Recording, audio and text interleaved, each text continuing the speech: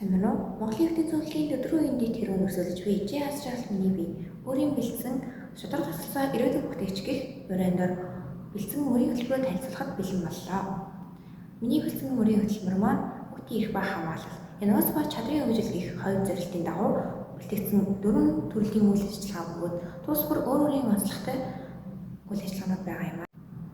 Миний бэлдсэн хамгийн ихний үйл ажиллагаа бол e-kids гэх дижитал платформыг хөгжүүлж хүүхдүүдэд өөрсдийн санал бодлыг дээд албан тушаалуудад хүргэх бүхий гарцыг гаргаж өгөх бөгөөд түүнчлэн хүүхдүүдийн цахим аюулгүй байдлыг хамгаалах үйл ажиллагааг нэвтрүүлэн явуулах болно.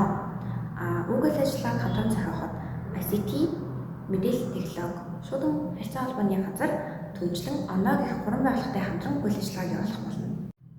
Миний бэлдсэн дараагийн үйл ажиллагаа бол мянган гэрлэх үйл ажиллагаа бөгөөд уг үйл ажиллагаа сурвал бүртгэлийн болон их буланг байгуулж тэндээсээ хүүхдүүд өөрсдөө нэрээ нуслан тусламж зөвлөгөөнүүдийг авах үйл ажиллагаа юм. Уг үйл ажиллагааг хамтран зохион байгуулахаар төрийн бус байгууллага болох хөрхөн зүрх хамтран UNICEF, Цэцгийн эрүүл мэндийн үндэсний төв гэх 3 байгууллагатай хамтран үйл ажиллагааг явуулах болно.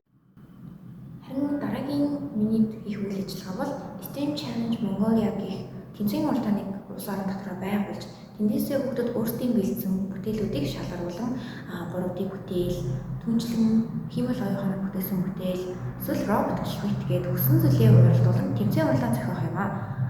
Уг тэмцээн уралдааныг аймаг нийслэл сум нүрэг болгон жил болгон зохион байгуулах бөгөөд тэмцээн уралдааныг явуулахад хамтран ажиллах байгууллага Nest IT School, Mon Robot, Startup гэх 3 байгууллагатай хамтран үйл ажиллагаа явуулах болно.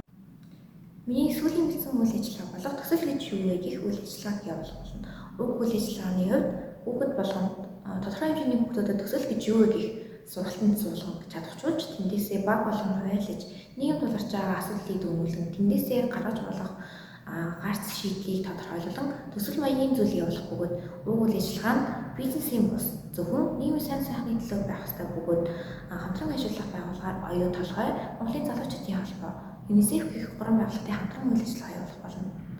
Миний мөрийн хөтөлбөрийг сонирхон үзсэн танд баярлалаа.